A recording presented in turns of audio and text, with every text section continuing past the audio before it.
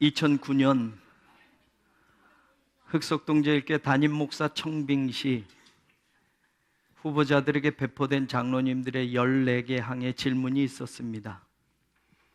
그 중에 5번째 질문이 있었는데 이런 것이었습니다. 뉴타운 개발로 인하여 이사교인이 많이 생기는 시점에 교인 가정들이 본교회를 계속 출석토록 하게 하는 목회 정책은 무엇인가 하는 견해, 물음표, 이렇게 5번째 질문이 있었습니다. 이 질문에 대한 답변으로 저는 오늘 본문 말씀 66절, 68절까지를 인용하면서 말씀을 드렸습니다. 답변은 이렇게 적었습니다. 그때부터 그의 제자 중에서 많은 사람이 떠나가고 다시 그와 함께 다니지 아니하더라. 예수께서 12제자에게 이르시되 너희도 가려느냐? 시몬 베드로가 대답하되 주여 영생의 말씀이 주께 있사오니 우리가 누구에게로 가오리까? 정말 중요한 것은 교회가 생명의 말씀이 선포되어지고 있느냐? 성도들이 드리는 예배가 하나님의 임재를 체험하는 예배가 되고 있느냐? 이렇게 생각합니다. 교인들이 아무리 이사를 가도 지방 또는 먼 거리로 떠나지 않는 한 서울 시내 안에서는 분명히 올 수 있다고 생각합니다. 흑석동의 지하철 9호선이 개통될 것이라는 좋은 소식도 흑석동 제일교회를 향한 하나님의 지원이라고 생각합니다. 목회자가 좋은 꼴을 준비하는 데에 최선을 다하면 성도들은 거리가 문제되지 않을 것이라고 확신합니다. 그 일에는 하나님 앞에 부끄러움 없이 최선을 다하는 목회자가 될 것입니다. 이렇게 답변을 쓰고 여기 왔습니다.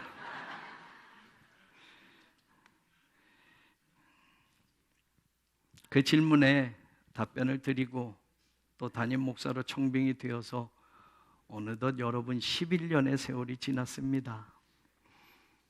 제 스스로 정말 나는 영생의 말씀을 전하기 위해서 매 순간 노력하는 목사인가?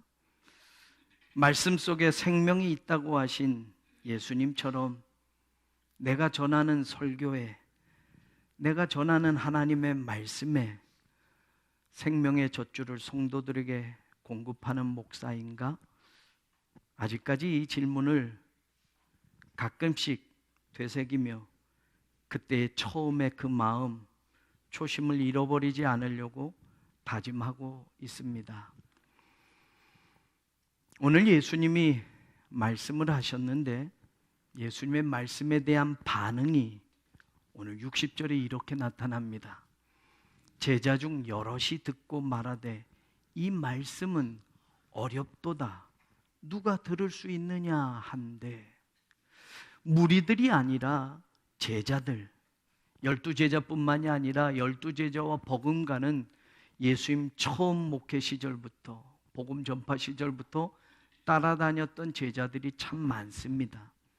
그런데 그 제자라고 하는 사람들 중에 예수님이 전하신 말씀을 듣고 너무 어렵다고, 이런 말씀이라면 누가 이 말씀을 들을 수 있겠느냐고 이런 말들이 오고 가기 시작했습니다.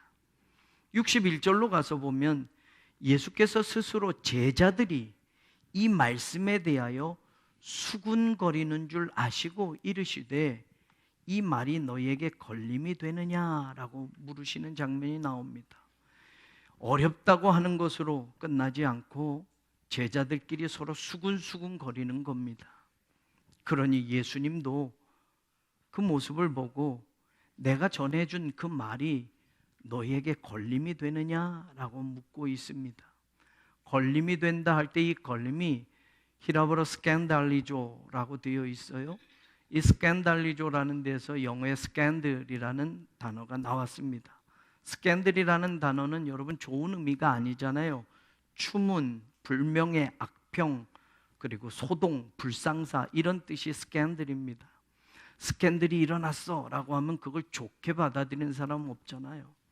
예수님의 말씀을 듣고서 제자들이 그 말씀에 스캔들이 될 정도로, 그 말씀대로라면 불명예스럽고, 그 말씀대로면 추문이 있을 거고, 그 말씀대로라면 악평이 있을 거고, 소동이 있을 거고, 불상사가 있을 것 같은 그런 모습의 예수님이 제자들에게 묻는 겁니다. 63절에 예수님은 이렇게 말을 했어요. 예수님이 전한 말씀이 무엇인지를 알게 하는 말이에요. 살리는 것은 영이니 육은 무익하니라. 내가 너희에게 이른 말은 영이요 생명이라. 예수님이 전해준 말씀이 여러분 정말로 형편없는 말씀이었다면 수근수근 될 말씀일 만큼 어려워 에이 그 말씀대로 어떻게 살아? 저 말씀 에이 이런 말씀이라면 모르겠는데 예수님이 친히 말해요. 내가 너희에게 준 말은 영이요 생명이다 라고 말합니다. 생명의 말씀을 너희에게 들려준 거야. 영을 살리는 말씀을 들려준 거야. 그런데 수근수근거리고 어렵다고 말하고 이 말은 우리에게 걸림이 될 것 같아 라고 스스로들 그런 모습이기에 예수님이 이런 말씀을 하는 겁니다. 64절에 보면 더 나아가서 너희 중에 믿지 아니하는 자들이 있느니라. 예수님 말씀을 믿지 못하겠다라는 겁니다. 그리고 여러분 66절에 가서 보면 이런 모습까지 그때부터 그 말씀을 들을 때부터 그의 제자 중에서 무리들이 아니에요. 그냥 무조건 따랐던 자기들의 목적대로 따랐던 그런 무리들이 아니라 제자로 따랐던 사람들 중에서 많은 사람이 떠나가고 다시 그와 함께 다니지 아니하더라. 그래도 예수님을 따라다니겠다고 결단하고 예수님을 끝까지 처음부터 쫓았던 그 제자 중에서 많은 사람들이 그 말을 듣고 떠나버렸답니다. 그리고 다시는 예수님과 함께 다니지 않았다고 합니다. 생명의 말씀을 전해 주었는데, 영을 살리는 말씀을 전해 주었는데 어렵다고, 이해할 수 없다고, 그 말대로는 살아가기 힘들다고 제자들이 떠나간 겁니다. 너희에게 이른 말은 영이요 생명이다 라고 말씀하셨는데 생명의 말씀을 듣고도 이해하지 못하고 생명의 말씀을 듣고도 그 말씀을 붙들지 못하고 생명의 말씀을 듣고도 어렵다고 수군거리고 나선 예수님 곁을 떠나가는 겁니다. 그런 제자들 가운데 그래도 예수님이 선택한 12명의 제자가 있고 67절에 예수님이 12제자에게 말합니다. 너희도 가려느냐? 이 말씀은 제가 참 좋아하는 말씀이고 많이 묵상하는 말씀이었는데 저는 이때 예수님의 목소리의 톤을 묵상하면서도 생각해 보았습니다. 생명의 말씀을 전해 주었는데 그 말씀을 듣고 어렵다고 하고 그 말씀이 걸림이 된다고 하고 수군수군 되더니 제자라고 하는 그들이 그때부터 떠납니다. 한둘 성경에 보면 많은 자들이 떠났다고 해요. 예수님과 함께 더 이상 다니지 않게 되었다고 해요. 그들을 보면서 예수님이 지금 12명의 제자를 바라보며 묻는 겁니다. 예수님의 그 눈망울과 예수님의 목소리 톤은 어땠을까? 너희도 갈래? 라고 물으시는 예수님, 아마 힘이 빠진 목소리가 아니었을까? 그래도 좀 기대했던 제자들이었는데 생명의 말씀을 이해하지 못하는 그들을 물끄러미 바라보면서 12명의 제자들에게도 너희도 가려느냐? 묻고 계시는 예수님. 여러분 목사라서 그런 심정을 한번 생각해 보는 거예요. 제가 오늘 설교를 하는데 여기저기서 수군수군 되기 시작한단 말입니다. 그러더니 한둘이더니 여러분 대부분이 에이 이러면서 다 나간다고 생각해 보세요.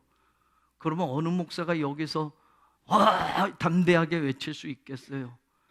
장로님들만 남아서 보시고 장로님들도 가실래요? 이렇게.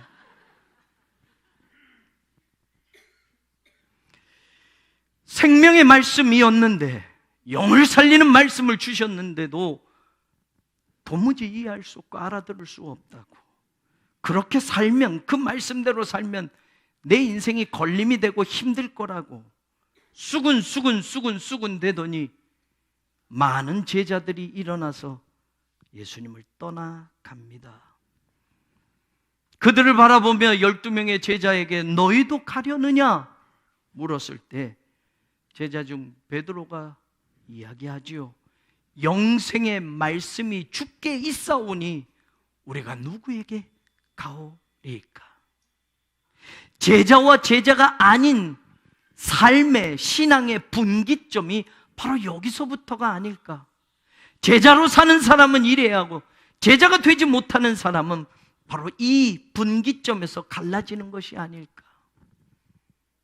생명의 말씀을 붙드는 사람, 영생의 말씀을 선택하는 그 사람, 내 삶에 그것이 부담이어도 때로는 그 말씀대로 살면 걸림이 되고 힘들어도 그것이 생명의 말씀이니, 그것이 영을 살리는 말씀이니, 내 육신은 번거롭고 내 육신은 버거워도 내 영을 살리기 위하여 생명을 주는 그 말씀을 놓치지 않는 그 사람, 그 사람이 진짜 그리스도의 제자가 아니겠느냐라는 겁니다.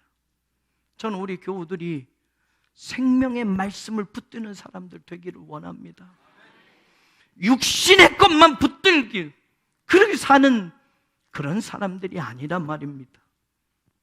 육신으로는 너무 편하고 너무 좋은 것들만 붙들고 사는 그런 말씀에 익숙해지는 그런 신앙이 아니고 말입니다.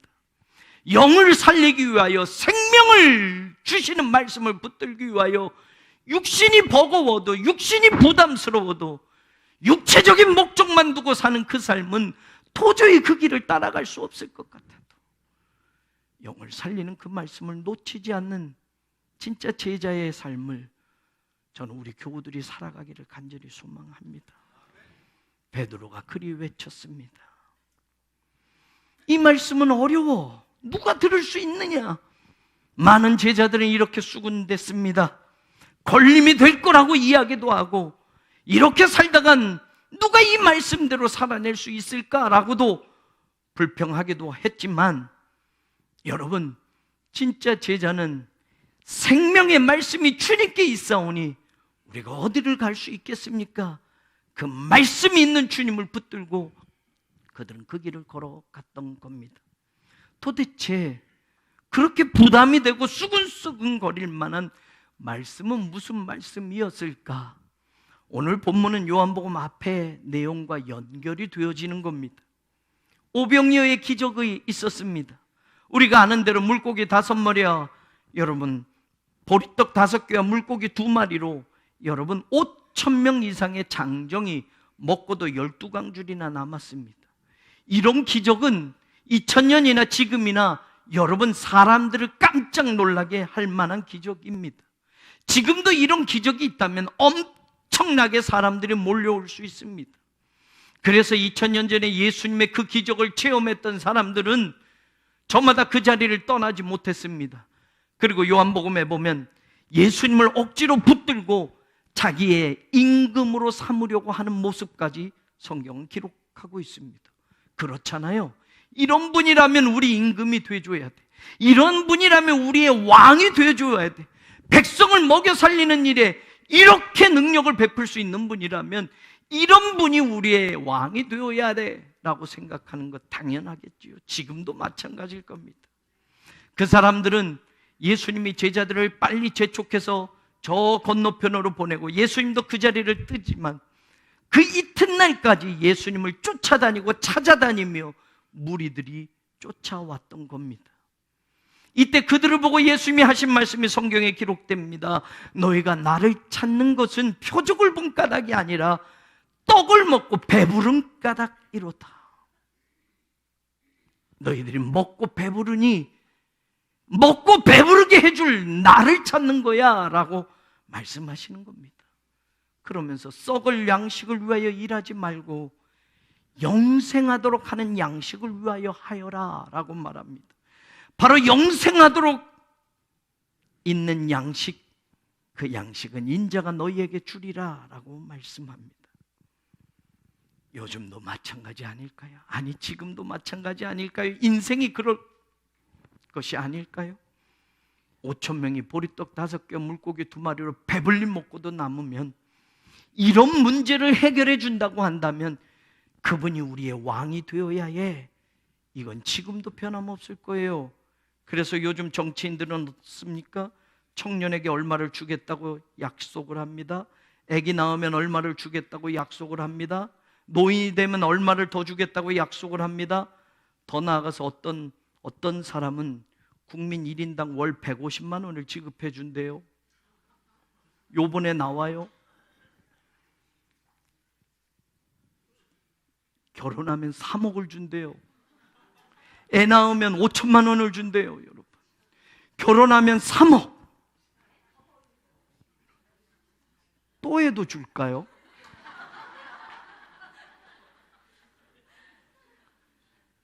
그걸 공약으로 걸고 그런 당을 만든 이상한 사람도 있어요. 왜요? 왜요? 여러분 웃지만 주는데 안 받으실 겁니까? 참, 결혼에 3억인데 국민 1인당 월 150만 원씩 턱턱 주겠다고 하는데 말도 안 되는 이야기를 하지요. 왜요? 사람들은 먹고 배부르게 해주면 그 사람이 우리의 왕이 되어야 한다라는 2000년 전에 예수님 주변에 있는 사람과 지금 우리가 뭐 다를 거가 있겠습니까? 많은 사람들이 그렇습니다. 육신적인 문제가 가장 중요한 것처럼, 이 문제만 해결되면 다 되는 것처럼 생각하고 삽니다. 그러니 썩을 양식을 위하여 일하지 말고 영원히 있는 그 양식을 위하여 하라라고 주님이 말씀하셨던 겁니다. 무리들이 원하는 것처럼 예수님은 우리의 먹고 사는 문제를 해결하려고 이 땅에 오신 분이 아닙니다. 예수님은 이 땅에 우리가 잘 먹고 잘 사는 사람이 되고 축복받는 사람이 되고 예수 믿는 사람들마다 복받는 사람이 되고 출세하는 사람이 되고 잘 사는 사람이 되게 하려고 예수님은 이 땅에 오신 게 아닙니다. 죽을 수밖에 없는 우리, 죄 때문에 죽을 수밖에 없는 우리를 살리려고 우리에게 생명을 주시게 하여 오셨던 예수님입니다. 그러나 그때 사람들은 몰라요. 먹고 배부르게만 해주면 그분이 우리의 왕이 되어야 된다고 예수님 주변에 몰려들었던 겁니다. 제자들이 어렵다고 수군거리고 걸림이 될 것 같다고 말한 말씀은 바로 여기서부터 시작이 되었습니다. 그런 그들에게 예수님은 나는 생명의 떡이다. 내게 오는 자는 결코 줄이지 아니할 것이요 나를 믿는 자는 영원히 목마르지 아니할 것이다. 내 아버지의 뜻은 아들을 보고 믿는 자마다 영생을 얻는 이것이니 마지막 날엔 내가 이를 다시 살리리라. 오병이어의 기적부터 이 말씀들이 시작이 됩니다. 그러니 41절 42절에 가서 보면 자기가 하늘에서 내려온 떡이라 하심으로 유대인들이 예수에 대하여 수군거려. 일반 사람들도 이런 말씀을 듣고 수군거리기 시작합니다. 우리가 아는데 저는 요셉의 아들이 아니냐? 그 부모가 누군지도 아는데 어찌하여 저가 하늘에서 자기가 내려왔다고 하느냐? 자기가 어떻게 살아있는 떡이라고 하느냐? 예수님은 그런 그들에게 계속 말씀을 전하셨습니다. 내가 곧 생명의 떡이다. 너희 조상들은 광야에서 만나를 먹어도 죽었지만 하늘에서 내려온 살아있는 이 떡을 먹는 사람은 죽지 아니할 것이고 영생하리라 라고 말합니다. 그러면서 예수님이 이렇게 마지막 51절에 말해요. 내가 줄 떡은 곧 세상의 생명을 위한 내 살이니라. 내 살이다. 여러분, 내 살이다 라고 표현한 여기서부터 조금 의아해지기 시작하는 겁니다. 우리의 표현에도 몸과 살은 어감이 다릅니다. 히라보에도 몸은 소마라는 단어를 쓰고 살은 사르테스라는 단어를 씁니다. 여러분, 더 정확하게 말하면 여러분, 나는 살아있는 떡이다, 내 몸을 먹으면 하면 그냥 일반적인 의미가 되지만 나는 살아있는 떡이니 내 살을 할 때는 여러분 몸에서 살점들이 떨어져 나가는 그런 느낌을 갖게 되는 겁니다. 조금 더 원색적인 표현이 되는 겁니다. 영어에도 body라고 하는 단어와 flesh라고 하는 단어가 다르듯이 말입니다. 예수님은 내가 생명의 떡이니 이 떡을 뜯어서, 이 떡을 찢어서 이 떡을 나눠주고 이 떡을 먹는 것이 나를 먹는 것이라고 말하며 내 살이다 라는 표현을 쓰고 있습니다. 그러니까 52절의 반응이 이렇습니다. 유대인들이 서로 다투어 이르되 이 사람이 어찌 능히 자기 살을 우리에게 주어 먹게 하겠느냐. 이게 현실적으로 와닿는 겁니다. 자기가 생명의 떡이래, 떡을 찢어서, 살점을 찢어서 우리에게 먹게 하는데 이게 어떻게 가능한단 말이냐, 자기 살점을 어떻게 뜯어서 우리에게 먹게 하겠느냐라고 사람들이 수군거렸던 겁니다. 이 사람들은 그 단어 그대로 받아들여서 어떻게 예수가 자기 살점을 뜯어서 떡처럼 나누어 주겠다고 말하는 거야 라고 그들은 놀라서 다투며 믿지 못할 것으로 이야기했던 겁니다. 예수님은 더 나아가서 53절에 말합니다. 인자의 살을 먹지 아니하고 인자의 피를 마시지 아니하면 너희 속에 생명이 없느니라. 이젠 예수님의 피까지 마시라고 합니다. 이 말에 누가 아멘으로 대답할 수 있겠고 이 말에 누가 믿습니다로 대답할 수 있겠습니까? 내 살을 먹고 내 피를 마시는 자가 영생을 얻고 그를 내가 마지막 날에 살리리라 예수님 말씀합니다. 내 살이야말로 참된 양식이고 내 피는 참된 음료수다라고까지 말합니다. 내 살을 먹고 내 피를 마셔야 그가 내 안에 거하고 나도 그의 안에 거하겠다고 말씀합니다. 나를 먹어야만 너희들이 살 수 있다고 말씀합니다. 나를 먹어야만 너와 내가 하나가 될 수 있다라고 말합니다. 나를 먹어야만 내가 너희를 영원히 살도록 하겠다라고 말해줍니다. 문자 그대로 들으면 정말 알아들을 수 없는 말입니다. 어려운 말입니다. 그러나 그만큼 예수님은 그들과 친밀해지기를 원했던 겁니다. 너희 안에 내가 거하고 너희가 내 안에 거하도록 나를 먹고 나를 마셔라. 여러분, 정말 예수님을 사랑한다면 우리 또한 예수님의 살과 피를 먹고 마셔야만 합니다. 그래서 예수님의 말씀처럼 우리가 예수님 안에, 예수님이 우리 안에 거하는 친밀한 관계를 우리가 누릴 수 있어야만 된다는 말입니다. 불교에는 오관계라는 밥 먹기 전에 드리는 공양 기도문이 있습니다.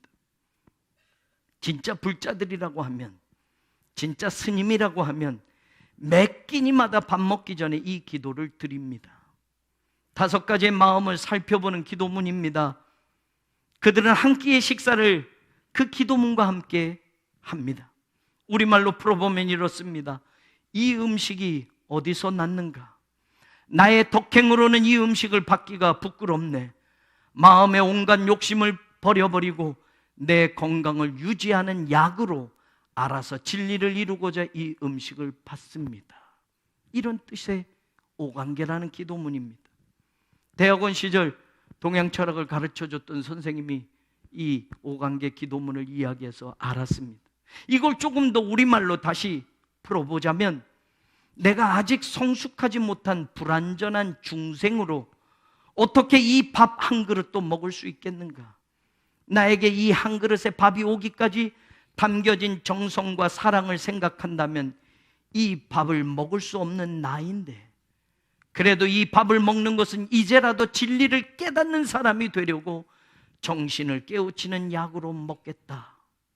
이것을 다짐하는 겁니다.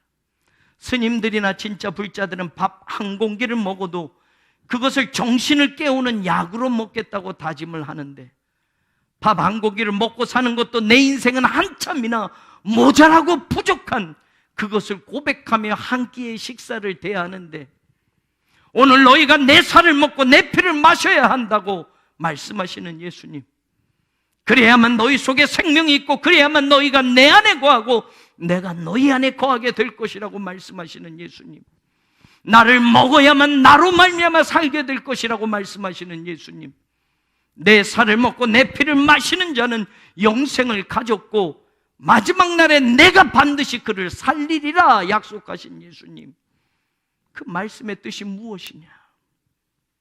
어떻게 우리는 예수님을 먹을 수 있는가?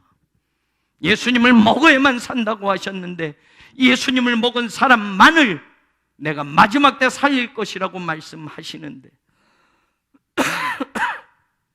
나를 먹어야만, 나를 마셔야만 내가 너희 안에 거하고 너희가 내 안에 거하는 친밀함을 나눌 수 있다고 하시는데 우리는 어떻게 예수님을 먹을 수 있는가?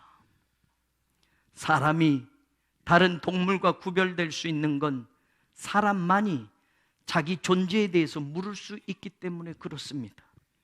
내 존재의 의미를 생각할 수 있고 고민할 수 있는 건 사람만이 할 수 있습니다. 나는 도대체 어디서 왔는가? 인생이 무엇인가? 나는 어디로 가고 있는가? 이런 질문을 던질 수 있는 건 동물이라고 하는 것이 아니라 사람만이 할 수 있는 겁니다. 왜냐하면 하나님이 우리를 당신의 형상대로 만드셨기 때문입니다. 사람만이 영혼을 가진 존재로 하나님이 그렇게 특별히 만드셨기 때문에 그렇습니다. 그렇기 때문에 우리는 존재에 대해서 우리는 물을 수 있습니다. 공자도 아침에 도에 들면 저녁에 죽어도 좋다라는 말을 남깁니다. 먹고 사는 동물적인 삶이 몇십 년, 몇백 년 되느냐 보다 더 중요한 건 진짜 인생이 무엇이냐, 사람이 무엇이냐를 그 정신, 그것을 깨달을 수 있다고 한다면, 아침에 그것을 깨달을 수 있다면 저녁에 죽어도 하루밖에 살지 못해도 그것이 좋다라는 말입니다. 몇 년을, 몇십 년을 더 오래 사느냐보다 어떤 삶의 가치와 무게를 가지고 사느냐가 중요한 것입니다. 우리는 영혼을 가진 존재이기 때문에 그렇습니다. 하나님이 우리를 하나님의 형상을 따라 지으셨기 때문에 그렇습니다. 창조의 목적에 맞추어서 하나님이 우리를 만드셨기 때문에 그렇습니다. 그래서 우리는 배웠든 못 배웠든 가졌든 못 가졌든 원래의 그 나, 본래의 나를 찾고 싶어 하는 겁니다. 그러나 죄와 타락으로 인해서 우리 자신의 본래의 모습, 하나님의 형상을 잃어버린 채 살아가고 있는 것이 우리 인생인 것입니다. 죄 때문에 예수님을 통하지 않고서는 하나님을 이제는 만날 수가 없습니다. 하나님의 형상으로 지음받은 우리의 모습을 예수님을 통하지 않고서는 절대로 다시 찾을 수가 없습니다. 우리는 살고 있지만 생물학적인 삶으로 치자면 그것은 사실 죽어가고 있는 겁니다. 언제인지 모르지만 점점 희미해져가는 불빛처럼 육신 또한 늙어가며 우리는 각자 인생의 종말에 조금 더 다가가고 있는 겁니다. 살아가는 게 아니라 죽어가는 겁니다. I am living이 아니라 I am dying이 되는 겁니다. 생물학적으로 보면 언제인지 모르지만 우리는 각자의 인생의 시간 속에 정해진 그 죽음 앞에 매일매일 점점 가까이 다가서고 있는 겁니다. 예수님을 모른 채 그렇게 살다 가면 그것은 정말 죽어가는 것이겠지만, 예수님을 먹고 사는 사람이라면 죽어가는 것이 아니라 그분의 말씀대로 영원히 살리라는 말씀대로 우리는 영생의 시간을 지금 걸어가고 있는 것을 믿어야 합니다. 예수님의 살과 피를 먹고 사는 우리가 된다면 그 삶은 죽음으로가 아니라 영생으로 가는 여정이 되고 부활과 생명의 신비를 체험하는 전주 단계가 된다라는 것, 그것을 믿기를 주님의 이름으로 축원합니다. 생명의 떡인 예수님을 먹을 수 있는 우리가 되기를 원합니다. 당시에 많은 무리들이 생각한 것처럼 예수님을 먹고 예수님의 피를 마시는 것은 육신을 먹고 마시는 게 아닙니다. 예수님이 우리를 위해서 십자가 위에서 내어주신 그 끊임없는 사랑을 오늘 내 삶 속에서 발견해가는 겁니다. 우리를 위하여 보여주셨던 예수님의 삶을 우리가 끊임없이 본받아가는 겁니다. 우리에게 가르쳐 주셨던 그 말씀 하나하나를 따라가며 순종하는 것이 이 시대에 예수님을 먹고 예수님의 피를 마시며 살아가는 삶입니다. 그러기에 여기에 중요한 가르침이 있습니다.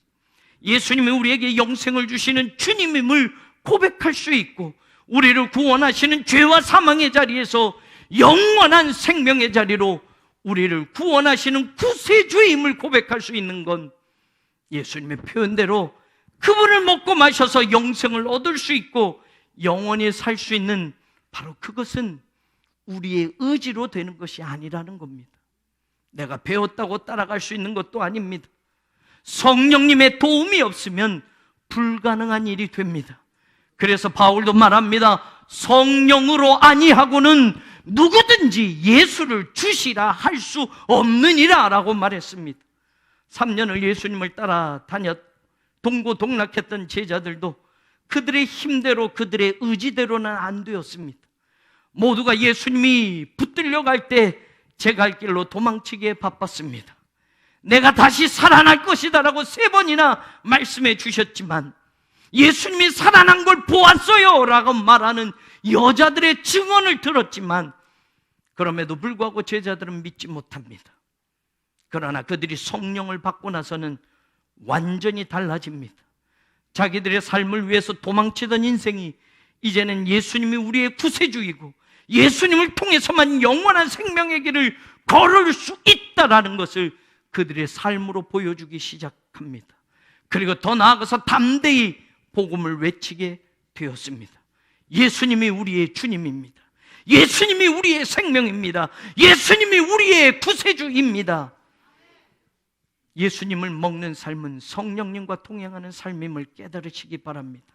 그래서 요한복음 6장에 이런 말씀을 하시고 나서 7장에 가서 보면 예수님이 다시 이런 말을 합니다. 누구든지 목마르거든 내게로 와서 마셔라. 나를 믿는 자는 성경에 이름같이 그 배에서 생수의 강이 흘러나리라.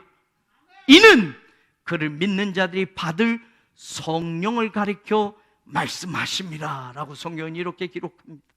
예수님을 마시는 것, 예수님을 먹는 것, 성령님과 함께하는 삶 속에서 이루어질 수 있습니다. 그래야 진짜 그리스도의 제자의 길을 우리 또한 걸어갈 수 있는 겁니다. 그래서 요한복음 10장으로 이어져 가서 보면 성령, 그가 너희에게 모든 것을 가르치고 내가 너희에게 말한 모든 것을 생각나게 하리라 라고 말씀합니다. 성령님이 없으면 예수님을 만날 수 없습니다. 시간이 2000년이 지났습니다. 우리는 한 번도 예수님을 본 사람이 없습니다. 우리는 한 번도 예수님의 음성을 직접 들은 사람이 없습니다. 한 번도 예수님의 말씀을 직접 배운 사람이 없습니다. 그래도 우리가 변함없이 예수님을 우리의 주님으로 고백할 수 있고 예수님을 통해서만 영원한 생명을 얻을 수 있다라고 믿을 수 있는 건 바로 오늘도 우리 곁에서 살아계셔서 역사하시는 성령님이 계시기 때문입니다. 성령 충만한 사람이 예수님을 먹고 마시는 것이고 성령 충만한 삶이 예수님의 제자의 길을 걷게 하는 것임을 잊지 마시기를 바랍니다. 요한복음 20장에도 예수님이 부활하시고 나서 숨을 내쉬면서 제일 먼저 하신 말씀이 성령을 받으라 였던 겁니다. 성령 받은 사람만이 예수님을 먹고 예수님의 제자로 살아갈 수 있기 때문에 그렇습니다. 나는 바로 하늘에서 내려온 살아있는 떡이다.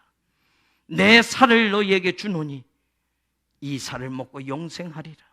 십자가에서의 죽으심이 우리의 더럽고 추한 모든 죄를 깨끗이 용서하셨고 죄가 씻어진 우리를 의인으로 칭해 주셨고 의인으로 불러주신 우리가 하나님의 자녀가 되는 권세를 주셨고 하나님의 자녀가 되는 권세를 받은 우리가 영생을 소유하게 되었다라는 것이 성경이 우리에게 가르쳐주는 중요한 진리입니다. 오늘도 마찬가지입니다. 살아있는 떡인 예수님을 먹고 마시는 그런 신앙, 그 믿음, 그 삶이 오늘 저와 여러분의 것이 되기를 주의 이름으로 축원합니다. 이게 복음입니다. 예수님이 복음입니다. 예수님이 십자가와 부활입니다. 내 죄를 용서하셨고 나를 의롭다 칭해 주셨고 나를 하나님의 자녀가 되게 하셨고 자녀이면 후사가 되게 하셨고 하늘의 기업, 썩지 않고 쇠하지 않는 영원한 그 기업을 물려받는 영생의 후사가 되었다는 걸 성경은 우리에게 분명히 가르쳐 줍니다. 베드로는 주님 앞에 고백합니다. 영생의 말씀이 주께 있사오니 우리가 누구에게 가오리이까. 사랑하는 여러분, 오늘도 영생의 말씀을 붙들고 사는 저와 여러분이 되시기를 주의 이름으로 축원합니다. 로마서 8장 1절에 그러므로 이제 그리스도 예수 안에 있는 자에게는 결코 정죄함이 없나니라고 선언합니다. 예수 그리스도를 믿는 이들은 죄가 없습니다. 그 죄값을 예수님의 십자가로 다 깨끗이 치러 주셨기 때문입니다. 이는 그리스도 예수 안에 있는 생명의 성령의 법이 죄와 사망의 법에서 너를 해방하였음이라 바울이 또 외칩니다. 그렇습니다. 정죄함이 없고 생명의 성령의 법이 이제 사망의 법에서, 죄의 법에서 우리를 해방하여 우리를 하나님의 자녀로 인쳐주셨음을 믿으시기를 바랍니다. 하나님의 자녀인 것을 성령이 친히 우리의 영과 더불어 증언하신다고 로마서 8장 16절로 외치고 있습니다. 자녀라면 곧 상속자가 되는 것이고, 상속자는 하나님의 모든 것을 상속하는 상속자요, 영원한 썩지 않는 것을 상속하는 하나님의 후사라고 성경은 약속합니다.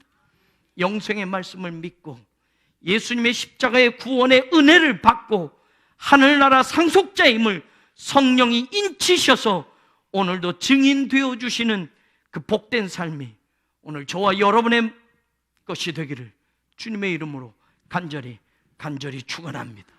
영생의 말씀이 주께 있사오니 우리가 누구에게로 가오리까? 베드로의 고백이 오늘 저와 여러분의 고백이 되고, 영생의 말씀을 붙들고 살아가는 그 삶에 하나님의 놀라운 은혜와 축복이 여러분에게 있기를 주의 이름으로 간절히 축원합니다. 하나님 감사합니다. 영생의 말씀이 나를 살리고 영생의 말씀이 죽음에서 생명으로 이끌어 감을 믿게 하여 주옵소서. 생명의 말씀을 전했음에도 사람들은 수군거립니다.